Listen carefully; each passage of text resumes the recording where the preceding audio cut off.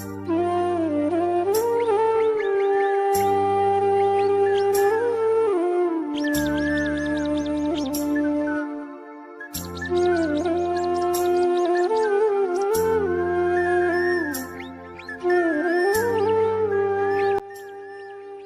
কিছু চরম সত্যির মধ্যে একটি হলো, মানুষ কখনোই আপনার ভালো চায় না। মানুষ চাইবে না আপনি নিজের জীবনে ভালো কিছু করুন, ভালো কিছু করে আপনার জীবনকে উন্নতি করুন। আপনি যখন আপনার জীবনের সবচেয়ে খারাপ মুহূর্তগুলো পার করবেন, তখন দেখবেন আপনার পাশে কাউকেই পাবেন না। কিন্তু যখন আপনি ভালো থাকবেন, আপনার কাছে অনেক টাকা থাকবে, তখন দেখবেন আপনার চারপাশে মানুষের অভাব হবে না। শুভ সকাল প্রিয় বন্ধুরা, তোমরা সকলে কেমন আছো? আশা করছি যে যেখানে সকলে ভালো আছো এবং সুস্থ আছো। মেদিনীপুরের এই ছোট্ট গ্রাম থেকে আমি মো, আমার চ্যানেল অভিনব কৃষ্ণী তোমাদের জানাই সকলকে অনেক অনেক স্বাগত, অনেক অনেক ভালোবাসা। আর হ্যাঁ, তোমাদের জন্য রয়েছে একটা সুন্দর ভিডিও। পুরো ভিডিওটা না স্কিপ করে সম্পূর্ণ দেখার অনুরোধ রইল তোমাদের কাছে। আর চ্যানেলে যারা নতুন বন্ধু রয়েছে তাদেরকে জানাই অনেক অনেক স্বাগত। তোমরা পুরো ভিডিওটাতে আমার পাশে থাকো প্লিজ। রোজকার দিনে যে সকল বাসি কাজকর্ম থাকে, তো আজকেও তাই রয়েছে, সেগুলোই আমি সারছি। সকাল সকাল উঠে মুখ হাত দিয়ে শাকটা বাজিয়ে দিলাম, তারপর বাসি ঘরটা ঝাঁট দিয়ে নিলাম, আর তারপর তো ছড়া মাদুলিটা দিলাম, তোমরা দেখতেই পেলে। গোবর জল গুলে তো ঘরের চারধারে ছিটিয়ে দিতে হয়, এটা হচ্ছে আমাদের ছড়া মাদুলি দেওয়া। তারপরে এই যে ঘরটা লেপতে চলে এসেছি। আর দেখো, আমাদের বাবাই সোনা ঘুম থেকে উঠে ঠাম্মার সঙ্গে একটু বেরুবেরু করতে গেছিলো, মানে মা একটু হাঁটাহাঁটি করতে যায় ওই রাস্তার দিকে, তো কেউ নিয়ে যায় সঙ্গে করে, তাহলে আমি কাজটা একটু আগিয়ে রাখতে পারি আর কি।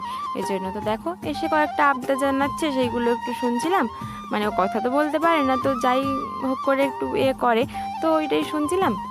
ঘর দর লেপে নিলাম, তারপরে এই যে চলে এসেছি কলপাড়ে। কলপাড়ে আগে থেকে বাসনগুলো ভেজানো ছিল, আমি একটু সার্ফের গুঁড়ি নিয়ে চলে এলাম। তারপরে এই যে বাসনগুলোকে এখন মাজবো।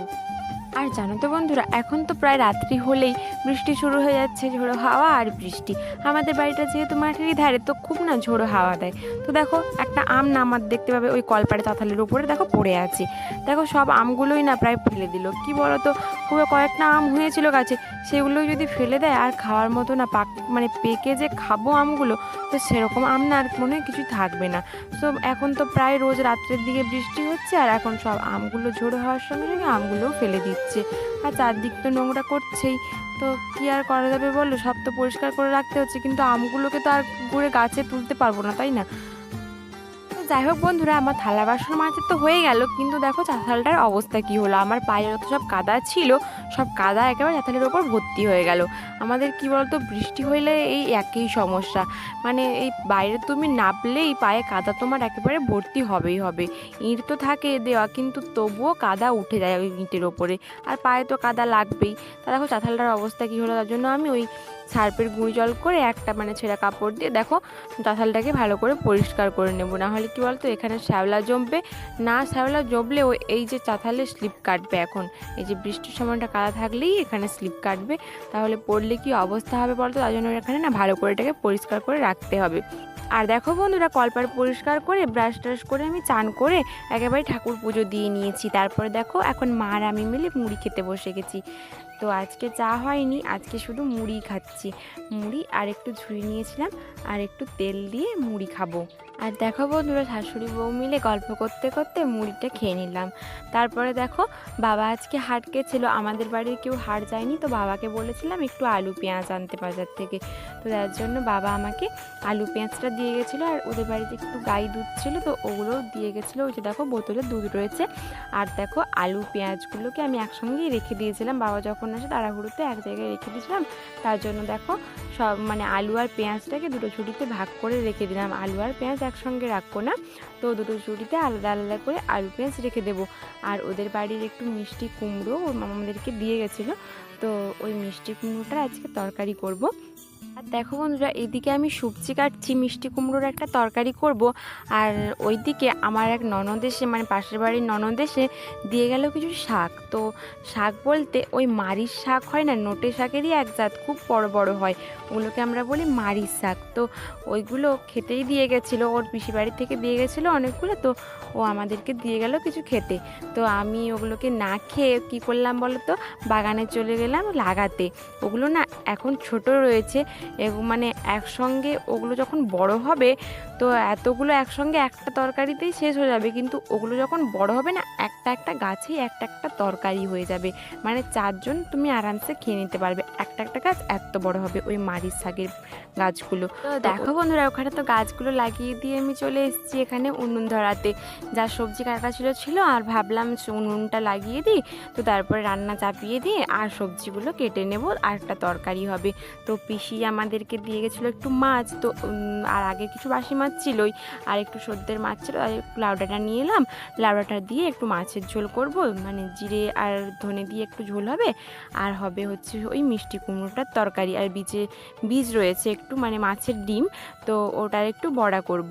তো দেখো বন্ধুরা, আমি রান্না বান্না সব শুরু করে দিয়েছি, মাছটা এখন ভেজে নিচ্ছি। আর দেখো বন্ধুরা, মাছটা ভাজতে ভাজতে আমার সবজি রাখাটা হয়ে গেল।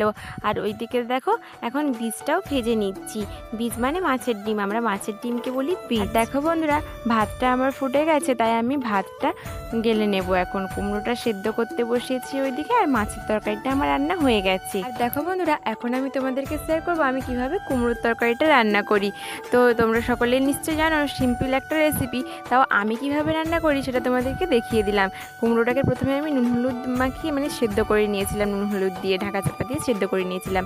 তারপরে দেখো এখন আমি কুমড়ো রান্নাটা করে নিচ্ছি। তো দেখো বন্ধুরা, কড়াইতে একটু অল্প পরিমাণ তেল দিয়ে একটা শুকনো লঙ্কা আর তেজপাতাকে ছিঁড়ে দিয়ে দিলাম।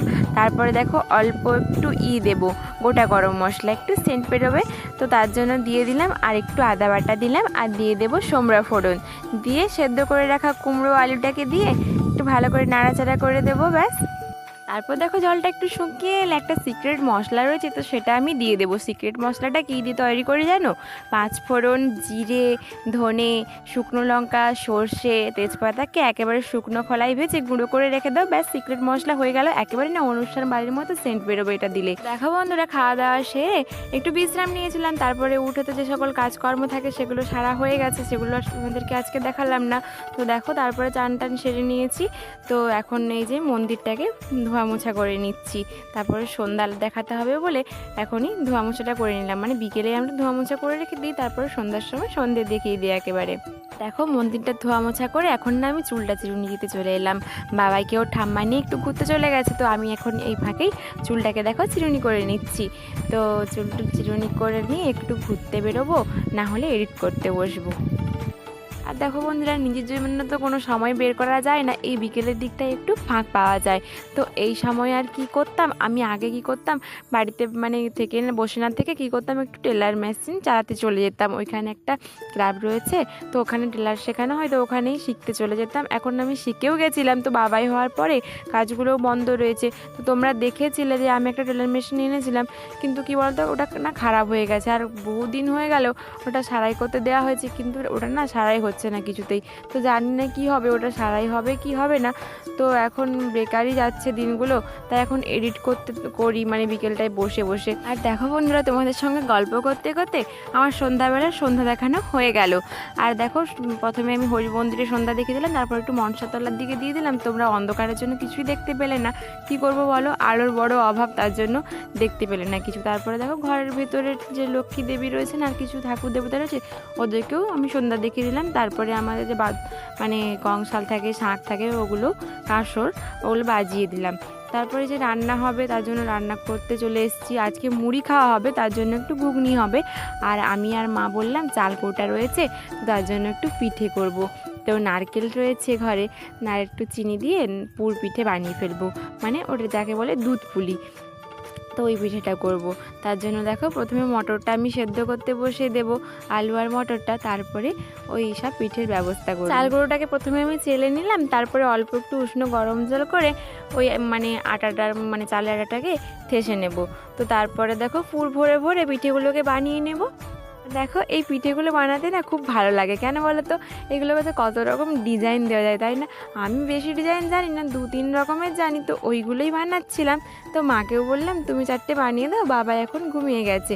তো দেখো দুজনেই মিলে বানিয়ে ফেললাম পিঠেগুলো।